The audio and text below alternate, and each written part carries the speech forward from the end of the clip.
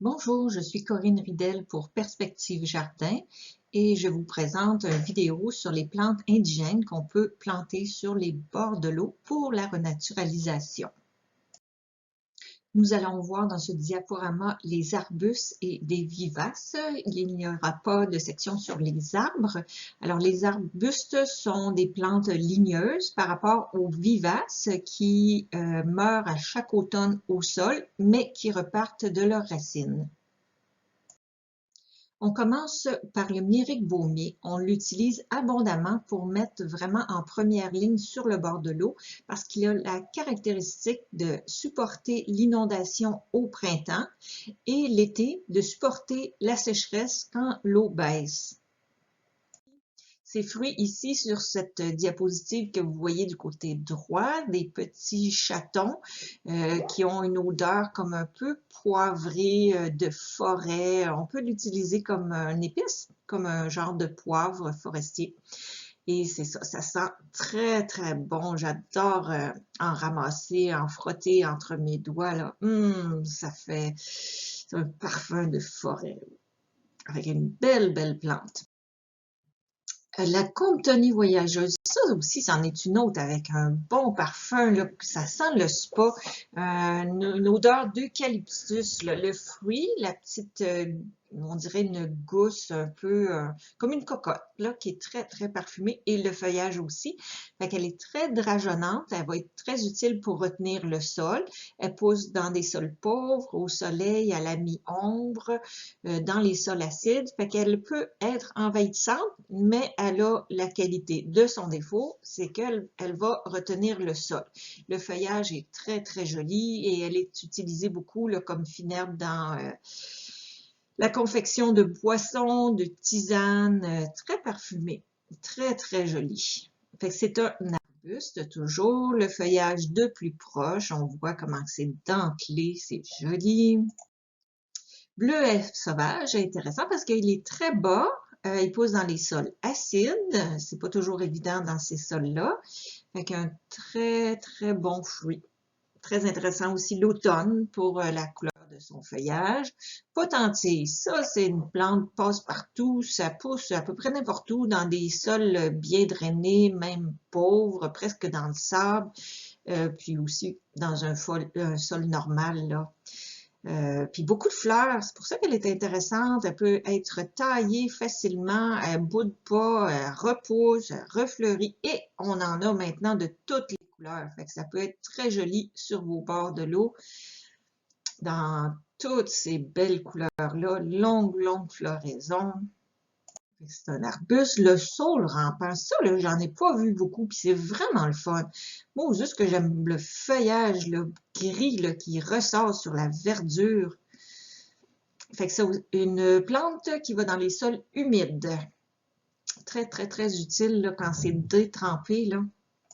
Un beau feuillage à utiliser davantage. Là, j'aime cette photo-là parce qu'on voit vraiment le contraste là, entre le vert et le jaune.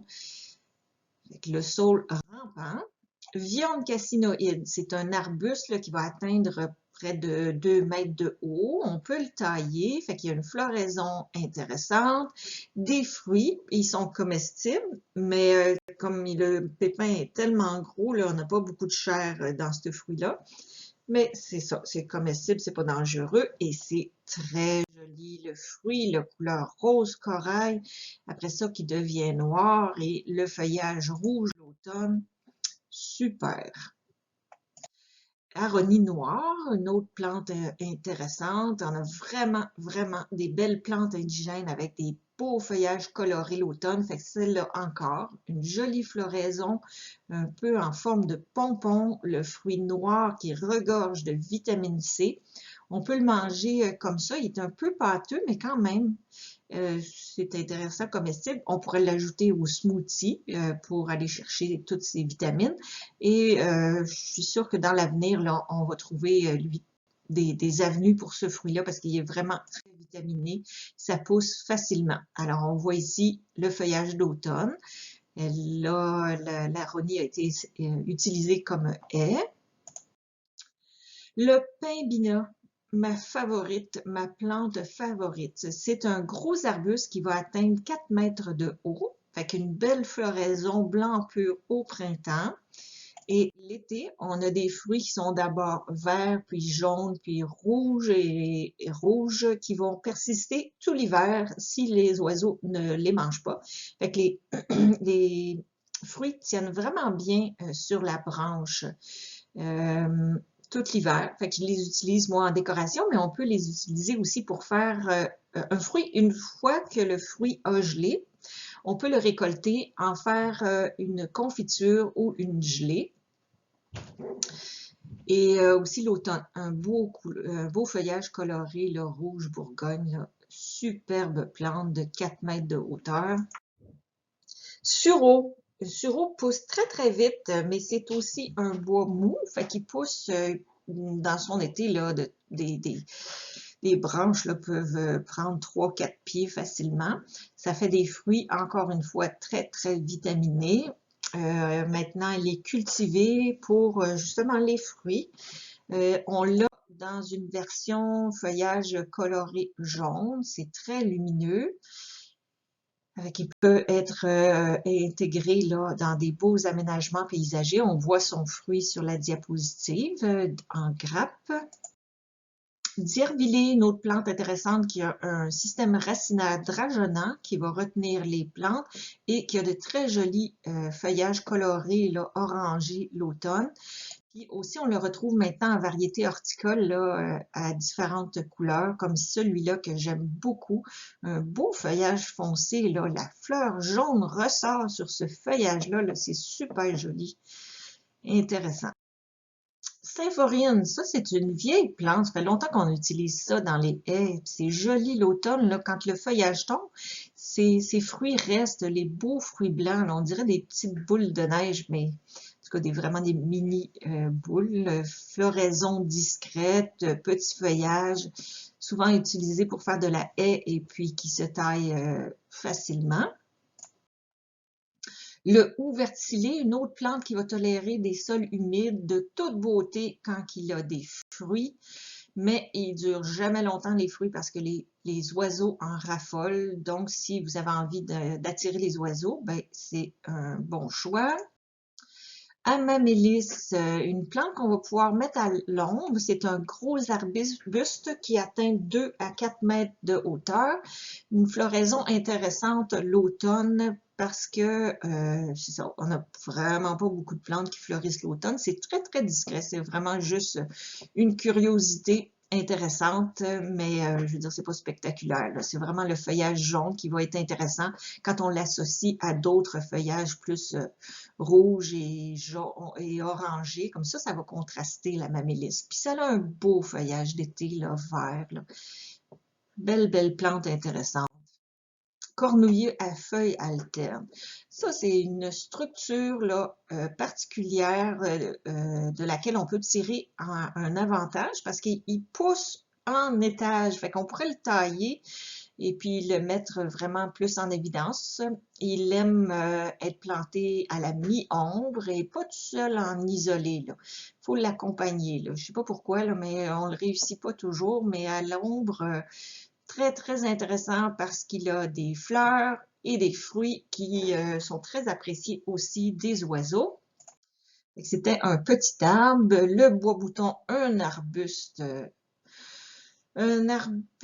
pour les sols très, très humides. Ça m'impressionne à quel point il tolère les sols inondés. La vigne, celle-ci, c'est une vigne vierge d'Engelmann. Là, sa particularité, c'est que ça va être un feuillage très rouge l'automne. C'est spectaculaire. Fait qu'on peut la faire grimper, mais on peut aussi le laisser ramper.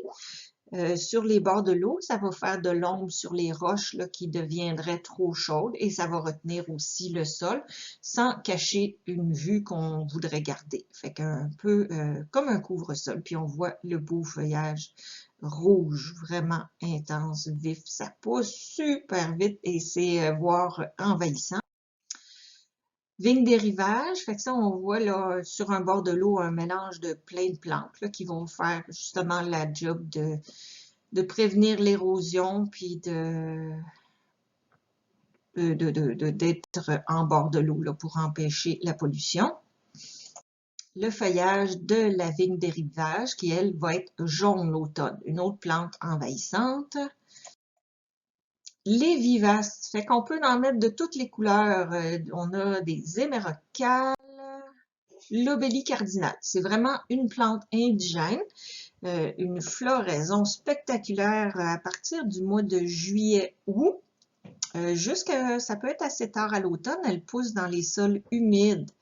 Vraiment, elle peut proliférer dans les endroits humides où elle est à son mieux. Et ici, sur la photo, je l'avais associée avec un saule rampant à feuillage gris. C'est tellement beau. Le contraste, là, elle, on dirait qu'elle pop en poussant en hauteur. Le saule rampant bas. Alors, la couleur des feuillages, des fleurs, oh, c'est une grande beauté, cette fleur-là. Et là, on voit évidemment avec sa couleur rouge qu'elle attire les colibris.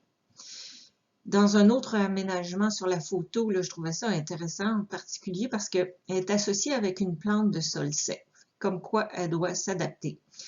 Mais tout un spectacle, ce rouge et ce jaune très, très coloré.